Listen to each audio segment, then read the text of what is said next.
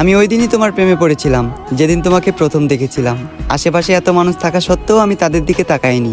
আমার দৃষ্টিটা শুধু তোমার উপর স্থির রেখেছিলাম। আমি যেদিন তোমাকে প্রথম দেখেছিলাম, কিছু না ভেবে তোমায় এ মনে জায়গা দিলাম এবং করে দিলাম মনের দুয়ার বন্ধ।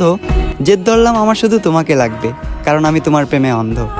ধীরে ধীরে আসক্ত হয়ে গেলাম আমি তোমার প্রতি। কখনো তুমি আমায় ছেড়ে যাবে না দিয়েছিলে এমন হাজারো মিথ্যে প্রতিশ্রুতি। তবে আমি ধরতে পারিনি তোমার অভিনয়, কারণ তুমি ছিলে অভিনয়ের সেরা, নিখুঁত একজন অভিনেত্রী।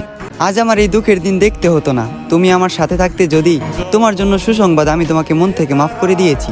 তবে তোমার জন্য দুঃখের সংবাদ এটাই, আমি আজও তোমাকে মনে করে কাঁদি।